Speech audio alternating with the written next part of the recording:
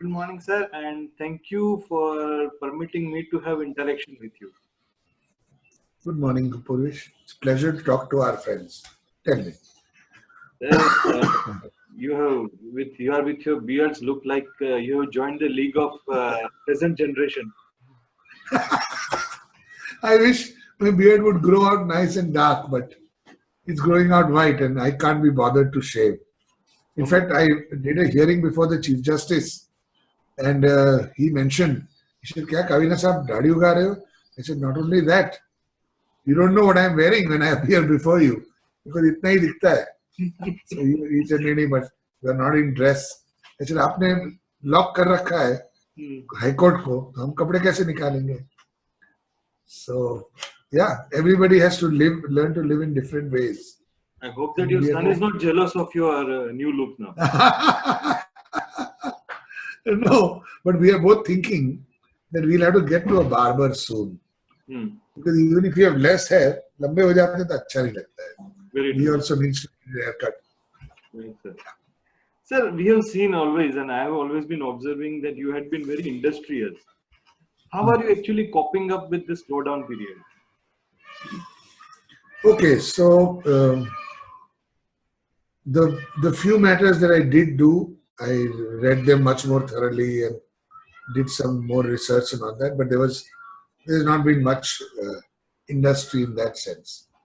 But I'm able to indulge my love for reading, which by necessity in a busy professional life, you can read about half an hour, 1 hour per day. So I can indulge that. And I usually read some trashy fiction and some good non-fiction.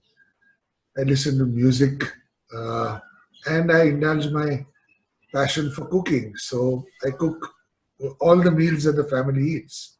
Oh, wow. And since what, 23rd, 21st. First Janata Curfew was 21st. Right, From 23rd, I have, except those meals which we get from takeaways, which happens infrequently, because sometimes one place is working, sometimes the other. I've cooked all my meals. It's great fun.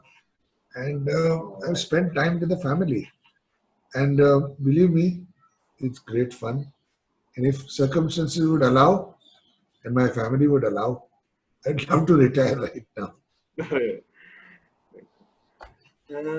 Sir, you had been, I mean, what I have been observing you, and you are one of the senior who I admire for your wit and eloquence. We, as as advocate like me, sometimes loses our track on the exact words that is to be said to the court at the specific point of time, and in search of them, we lose the ground completely. What is the us to have that eloquence and control over the matter when we know the facts, we know the law, but we loses the control when it comes to a specific word to be said at the specific point of time? Okay, so my answer to that is twofold. And first, what you think is a great skill is a double-edged sword. And I have been cut by the double-edged sword very often because in your effort to get the exact word, you may give the impression that you are trying to be oversmart. An allegation which is made against all those people who use unusual language, what the judge thinks is unusual. So I'll give you an example. I will not name the judge, but he has been a sitting judge of the Gujarat High Court. And he was sitting in a division bench and he took up the matter. He said, how does this matter come up before this bench? So I said, first it went before this bench and they recused themselves, and it went before X bench and they also recused themselves. And he says, what is this recuse word you are using? Say, not before me, Taiche. True. The learned judge did not know the meaning of the word recuse. Now, was I wrong in using that word? I don't know. There is one school of thought which says that you must dumb yourself down to the lowest denominator. There is some validity in that argument. I, for one, am not a proponent for it. Now, whenever the judge accuses me of using some some word which the judges or learned judges are not familiar with, I only tell them this. Sir, don't blame me. These are the words used by the Supreme Court. And neither you nor I can say that we don't understand what the Supreme Court has said. Because if the Supreme Court has said it, we'd better make it our job to understand it. So this is the flip side of this much wanted eloquence that you talk about. How it is acquired is relatively simpler. It is acquired by voracious reading.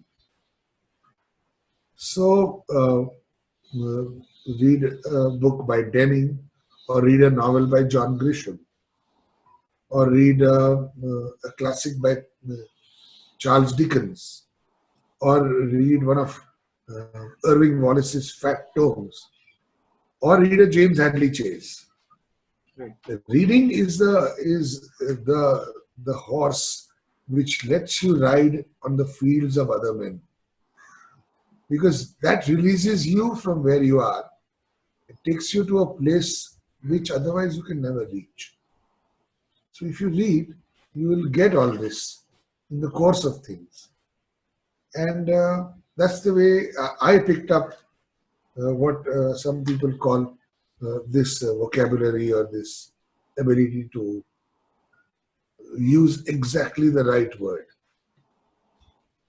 Sir, usually, I mean, the advocates who are actually involved into the litigations may not get the time to read the manner in or the quantity which they require. So then what is the other method if it can to improve our vocabulary? Other than reading, is there any shortcuts to that, or is it that reading is the must that you have suggested? So first of all, let me congratulate you that you don't have enough free time to read. Because I remember not so long ago, maybe a matter of 10 or 15, 17 years, I had much more time on my hands than I could do work with. So you're lucky that you don't have that much free time to read. So thank your fortune for that. But I contest your position that you don't have enough time to read. The greatest minds with whom we see, with whom we interact, the greatest intellectuals of our country and of other countries and of all times and ages are very important, busy men and women. But if you see, they have got time to read the newest books, the best books. They are current with the latest thinking which is going on in the world. And they are men and women who are immensely busy. So the only answer to your question is make time. And if you find that you don't have enough time, then you need to not improve your reading, but you need to improve your time management. Very true. Take care of it. Sir, you said that while you were expressing the meaning of recusal to the honorable judge, you said that it is the Supreme Court who has actually defined the term or has used the term. But that actually requires a lot of courage to revert that way back to the court. When we actually show our courage to the court, it actually backfires and always backfires. So what is the Guru mantra to show our courage in the true perspective? Purvesh, they say that fools rush in where angels fear to tread. And I have been foolish in the past. It is better to be thought dumb and be polite than to be thought outspoken and be truthful. But where you will stop being polite and where you will start being truthful is a point which each one of us must judge for himself. Given the benefit of hindsight, it may well be that I may say I would not have said some of the things that I have said before. But the fact is that each one of us is who he or she is. And we have to be true to our nature. And we have to do what our nature tells us to do, having tested for ourselves that we are not being wantonly foolish, hurtful, or wrong. If you take care of these things, then whatever comes out of your mouth is okay. Right, sir. Sir, we had read somewhere that you had been following Iqbal Chagla while he was arguing the courts. So, Yes. what quality have you actually tried to intrinsic within you of Iqbal Chagla? So the time was uh, between 86 and 87, perhaps 1986 and 87. And my friend, dear and this late friend, Anton Nanavati and I, we were both interns at Mr. K.J. Setna's office.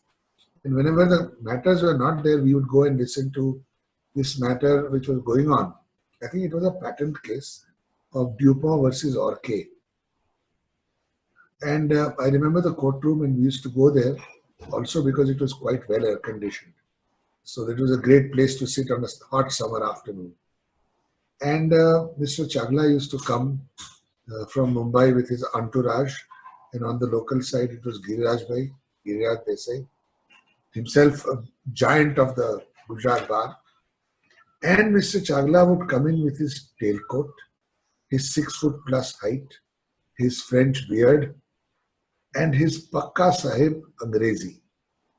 So the first thing that gets you is his attire. He used to wear wing collar, tailcoat, waistcoat, striped trousers, and this really haughty look. He was not a haughty man. I later came to met him a few times and saw that he was very approachable. So he would argue that matter in the precise, clipped and polished way which I later came to associate with Bombay Council. And the best Bombay Council all seem to be cut from the same cloth. They have a very polite and precise way, though aggressively, putting their point across aggressively, they're extremely polite and polished. And I loved the fact that he used to wear wing collars when other lawyers used to wear those soft collar. And everything about him, the whole package was very attractive. And I saw the almost awe and respect with which the judge or judges used to listen to him. So I saw that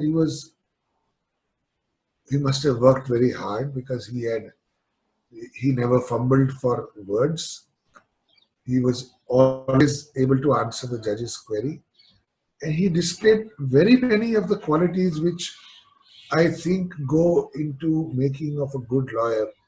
Hard work, the ability to respond immediately, the ability to answer the judge quickly, the ability to think on your feet, and several other things. So it was a total package. Right, sir. So, any interesting incidents that has happened with you during your professional career that you would like to? I can't. There have been some instances. Once when I was arguing a matter before the division bench, again I can't name the judges, but one of them was appointed from the Gujarat bar, the other had come from out of the state, and I was arguing the matter, which I thought was a very good case. The judges were not agreeing with me, but they could not dismiss it. I remember it was a contempt matter, that much I know. And there was flagrant violation by the respondents. So the judges were hesitant to slap the government, as judges always are now, more and more. And it was, as I said, a hot summer afternoon. And one of the judges, as very often happens, sometimes both, one of the judges fell asleep. So the junior judge fell asleep. The senior judge, who was from our bar, is interacting with me. And I was reading something and I stopped. I just stopped silent. And the senior judge said, "Continue, Mr. So continue, please." I said, "No, my lord's looking to his brother judge." I said, "I believe I don't have the undivided attention of the division bench." And the senior judge immediately realized. He didn't look to his left. He said, Mr. Kavina, what is this? You continue your arguments. Because we are not saying anything doesn't mean that we are not paying attention. Mm. I said, my lords, I don't mind if the mouth is closed. I want the mind to be open. And to the credit of the division bench, that exchange ended in laughter. And they took it gracefully, and we went ahead. And I must use this opportunity to say that this grace and this ability to accept your own mistake and to laugh at yourself is disappearing from the current judiciary. The current judiciary is becoming more worried, less expansive, and is tending to take offense at small things.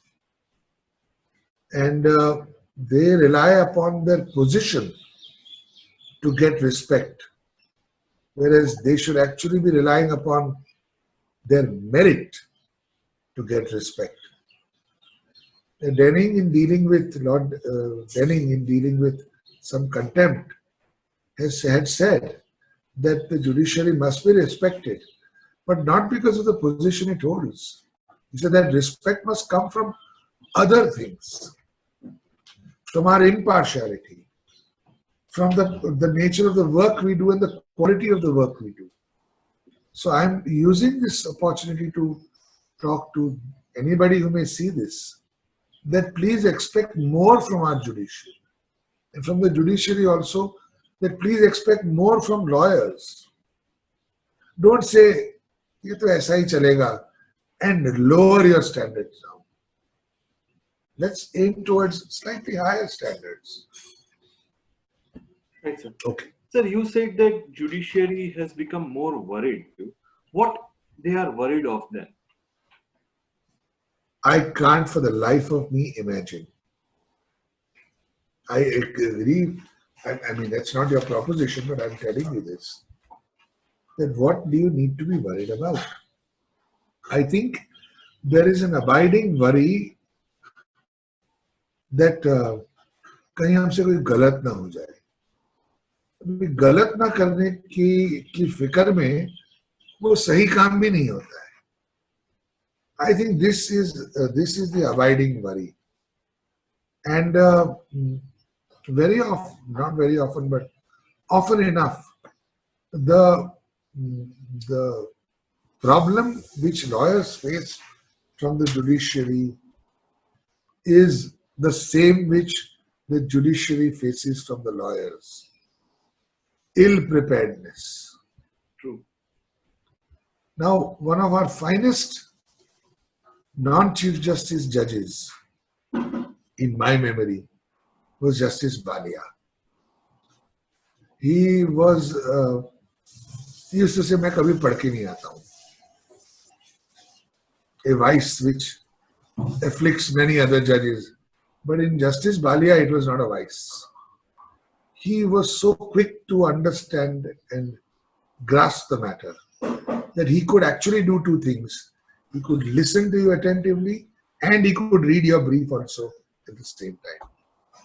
Barring that, barring him and a few other judges who are very quick on the uptake, we find that the judges are ill prepared.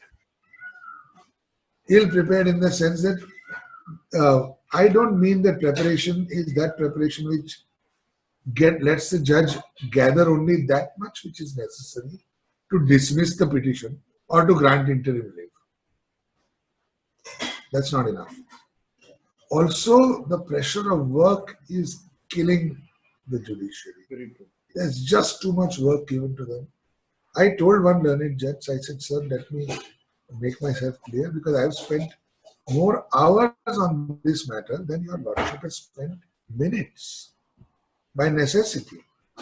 So please listen to us and then decide on the basis of what we submit, not on the basis of what your limited reading tells you. So ill-preparedness on the part of the judiciary leads to ill-preparedness on the part of the lawyer, and ill-preparedness on the part of the lawyer leads to ill-preparedness on the part of the judiciary. So the judge will think that I've got 150 matters on my roster. इसमें तो सारे 75 लोग तो आके date ले जाएंगे. Why the hell should I worry? Why read? So I'm really thinking of ways during this lockdown to discuss with friends that the lawyers have to bring their A game to the court now. Because this crisis has shown us that we cannot hope to keep on doing business as usual. And therefore, for the quality of dispensation of justice to improve, the judiciary will have to hold the lawyers accountable, itself accountable, and the lawyers will have to hold themselves and the judiciary accountable. Both will have to ask questions to each other and to themselves, and then we can get some improvement. Right, sir. Sir, coming students who will be graduating, if they at all are willing to join litigation, they would be facing huge setbacks in the monetary way, in the monetary aspects, and even in the professional aspects as well, who does not have the actual background. And that is the reason why we as our bar is losing bright students, and they are being absorbed by corporate or legal firms. What do you advise to them to actually cope up with such situation in order to come to litigation? Right. So litigation is a back-end payoff. That is to say, unlike software designing, where you are a genius at 24, a millionaire at 35, and a retired billionaire at 42, litigation doesn't work that way. You get your payoff, unfortunately, when you are 60 or 40 or 50 or something. Having said that, litigation, arguing counsel, arguing lawyers are not the only people who have to postpone their effective earning. Take a look at doctors.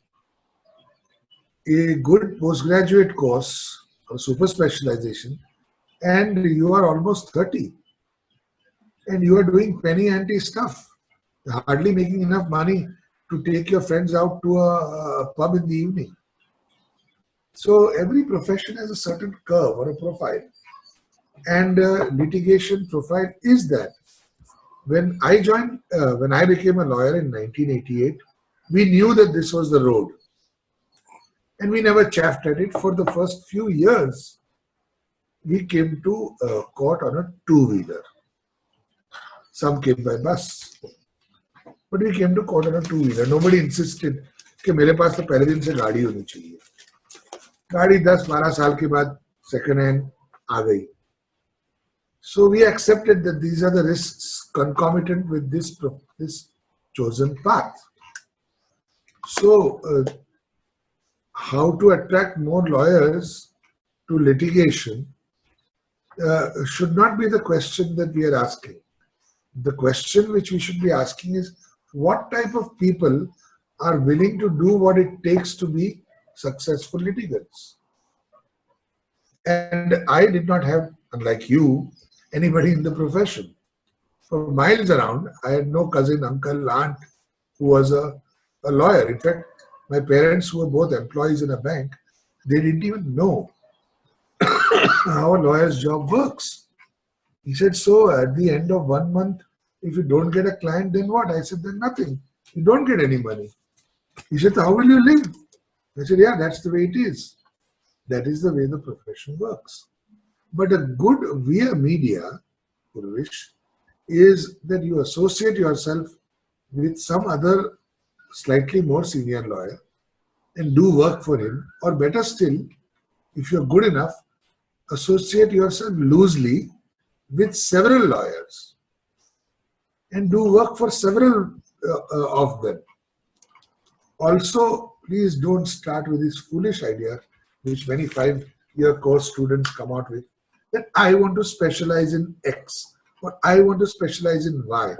And the subjects they've chosen are so highfalutin, international arbitration, or I want to take specialize only in takeovers and mergers. That's crap, boss. You'll have to start doing revenue matters to begin with. So get on with it. Do your learning thing here. And litigation में रहना होगा, तो patient बनना होगा. So That is the one mantra. Sir, I may tell you the situation these days. The education of law has been so costly. I have been teaching in one of the college in Noida, Symbiosis, which I have alumni. I am the alumni of the college, and the education when I studied was 5,000 rupees per year, and now they are not spending not less than 7-8 lakhs per year in the as a fees towards the colleges. 7-8 lakhs. Yes, sir. These are the facts. When you studied, it was 300-400 rupees. So and compared to that, as compared to that, there is some other thing as well. The student need to cope up with their friend, their expectations, their competence. They are earning, and that's where somehow the bright student get involved in such desires and loses the track of litigation. So that's where the psychological issues are, where they have spent not less than 70-80 lakhs completing law, and then they jump up. Those are the facts, and that's how actually they expect international arbitration sort of thing or league. Yes. And that is what we have been teaching. I'm part of the education system now, and we also do that with the students, showing them big coloring picture of arbitrations and mergers and acquisitions. And we are guilty. We are one of the person who have been said to be guilty for that. But that is the weight of the time. And then that is the reason they actually get involved in such a psychological aspect. So what is the actual way out of them to control their mind, balance them, and come to litigation with such open mind? So Purvesh, when I was a law student, I in fact became a lawyer completely by accident, because I finished 3 years of BA, which is a pretty much useless degree. And then जैसे कि अभी और क्या करें कि चलो किसी ने कहा there is a very senior lawyer where you can intern with him, Mr. KJ Setna, my guru and father in the profession. And so we went to his place. I went to his place in 1985, and we didn't know we were called that, but we were interns, unpaid interns who for the 3 years went around with him. And then I became a lawyer in 88. And at all the relevant times, law was not considered a very toying profession. Though top lawyers were considered to be the cat's whiskers, but lawyers were not. It was, if you say that my son is doing engineering, then it garnered far more respect than if you said, "Acha, my son is doing law." So the next question would be, "Acha, what else is he doing?" Because law was just something you did till 9:30 in the morning. Then the Bar Council of India changed the law college model, and we had professional law colleges, and I've seen the work they do. They teach, the level of teaching is of a different level. I must commend them on that, because they are subject experts who are teaching the laws. If they are a little less exposed to the realities of life, that is how it is. But again, I'll give you the example of medicine. Medicine is equally costly, barring the very top end of the pool who get into all the seats on their merit. There's a very large bulk of medicine students who are paying a fat sum of money. And yet they may go into practice, or they'll go into jobs. For those lawyers who want to stay in practice, they will have to think that we will recoup our investment over a longer horizon than those who go for corporate jobs. That is a given. And unfortunately, there's another downside to that, which is that everybody who goes into litigation doesn't make it big. So, or even, yeah, some of them, we see some of the people, at least in the high courts and the city civil court and the district court, who just didn't make it to the next level, who are just, spending time in subsistence wage. So it's a cruel profession.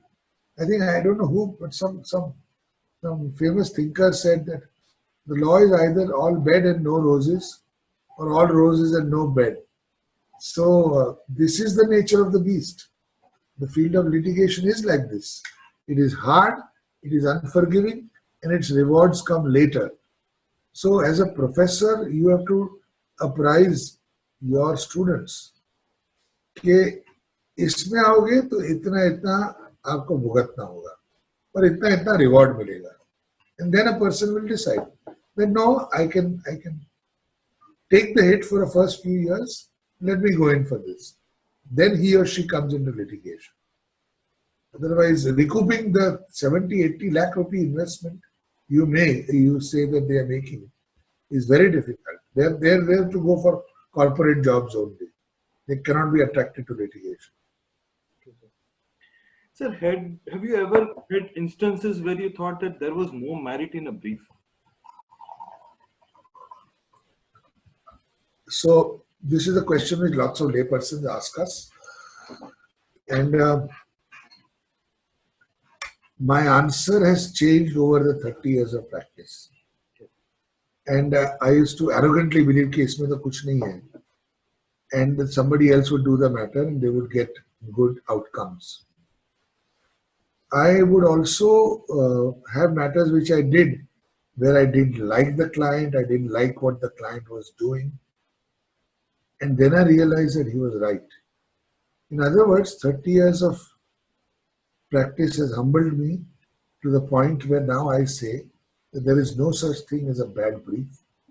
And there is no such thing as a truth. You have to hear the other side. And when you hear the other side, your great case collapses into dust at your feet. Or when the other side hears you, his great case collapses. No such thing as a bad matter. The only thing is, and nine times out of 10, you take a bad matter to the court and say it is bad for these reasons, but there is some merit in it here, and usually you will partially succeed. The problem comes when you cannot recognize. Of course, there are bad matters and good matters, but there are no matters which are all bad, and there are no matters which are all good. Right, sir. Sir, how do you actually prepare the matter? What is the procedure or process that you undertake to prepare a matter? First facts, then law, then facts, then law, then facts, then law. That's it.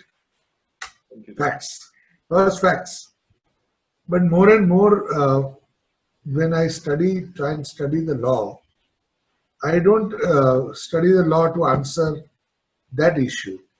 I let myself have some luxury of going down some lanes and bylanes and looking up trying to illuminate the issue rather than trying to understand what the law will give me for this matter. I think that is the approach. I tell my colleagues with whom my advocates on record, I said, first let's understand what the law is, not what kind of judgment do we want for this. Let's first understand the state of the law. Then we'll see that within our facts, what can we get out of the precedents. Right. But first the facts, then the law, then the facts, then the law. That's it. Right. So how are you missing your riding hobby? No, I do manage sometimes to go to my office, and because of all this white hair and my not inconsiderable bulk, nobody has stopped me. But of course, I can't go out. Are you there? Are you there? Yeah. No, of course, we are not able to go out for any rides. In fact, in the garage, I start the bikes and run them a bit and inflate the tires and all those things. So if I have to go out and get milk, probably I'll use that as an excuse to take the bike out. But it is so frustrating because when we started the lockdown on 20th March perhaps, yeah, 20th March was Janta curfew, and for the next 7-8 days afterwards, the weather was beautiful. True. It was excellent weather. It was perfect riding weather. और मुझे इतना अफसोस हुआ. I said, यार मैं किसी को छूऊंगा भी नहीं. I'll not talk to anybody. Please let me go to Ratanpur and come back. But no, it didn't happen. Have a good coffee. How did you must be sorry for a coffee ride. I miss that weather as well. We gone to Jewar, had a good, excellent coffee there. Yes. Done for 1 or 2 hours and would have come back. But we missed that. But kya kare? Abhi to, yeah. So and now the riding season is gone. This hellish Indian summer is upon us. Yes. And then there'll be monsoon. And then there'll be the hot part after monsoon. After September, sir. After September. After September. Yeah. Sir, any message that would like to give to the legal fraternity to remain positive during this problem? Of course, there is this very old ad of a guy bouncing a basketball. You bounce it from this height, you keep bouncing. If you lower the height of the bounce, soon the ball will stop. Once the ball stops, you can't bounce it. Profession is like that. Keep bouncing. You can't let the ball stop. Right, sir. So what we are doing is some of us are putting up webinars or posts, and we are keeping ourselves acquainted with the idiom of the law. ताकि कहीं ये ना हो कि 6 हफ्ते के बाद 8 हफ्ते के बाद when you go back and you find that you are like a fish out of water. So the message I give to myself and I share with you is keep one foot in the legal profession all the time. Every day we do some legal reading, and I'll suggest this to you and to anybody who's listening to this. Read the books of John Mortimer. He has a fictional character called Rumpole, Horace Rumpole, who is a barrister at the Old Bailey and the High Court. They are they are stories based on lawyering. They are interesting stories, and you will get law and fiction both together. And he is one of the loveliest law characters that you could have ever come across. So the name of the author is John Mortimer, and the name of the character is Horace Rumpole. Right, sir. So keep yourself in touch with that. Noted, sir. Noted. Okay. What changes do you expect to see in the legal fraternity post-lockdown after we all have a chance to self-introspect? I expect that people will realize that a paperless hearing is not difficult. I also expect there will be a tendency to have video conferencing, which I am bitterly opposed to. But video conferencing is the need of the hour right now for the next week, 2 weeks, 3 weeks, 5 weeks. But the efficacy of standing before your judge and arguing your matter is irreplaceable. And paperless office can be done. I also expect that lawyers will have to, in this this introspection which you are saying, lawyers will have to understand that time is not unlimited, and we will have to make our arguments concise. Those of you who regularly practice in the Supreme Court know how to make it short. Those of us who are essentially in the High Court have got some luxury, and the more irresponsible amongst us abuse the time which the court grants to them. And I blame the lawyers principally for that, but I blame the judges also, because they are the umpires on the field. They are the umpires on the field, and they should cut the bowler short if he's overstepping the line. But they also don't do it. Their excuses कि हम रोकते हैं तो फिर तुम complain करोगे कि ये तो हमें रोकता है. That's no excuse. The umpire has to do his job. So I think that just a minute, please. In the coming months, we will see a change in the sense that hearings will have to be a little more focused. Try and get as focused as possible, with as much preparation as possible, and the judges will also have to bring their A game to it. If they are not very quick on the uptake, they will have to spend more time reading the matter and familiarizing themselves with the law.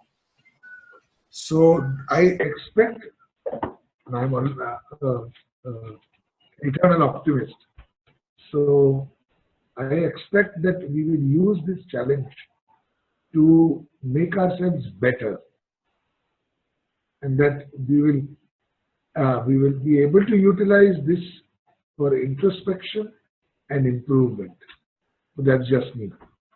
Sir, any career advice that you have for me specific? Ride your bike more, spend more time with the family is actually career advice. Because, we are not lazy people. We are unnecessarily chiding ourselves because our work ethic of Indians, we Indians, is strong work ethic. We are taught that you have to work tirelessly without looking at the fruit. The Gita tells us that. That is actually management advice, which some managers will tell you that don't worry about the outcome.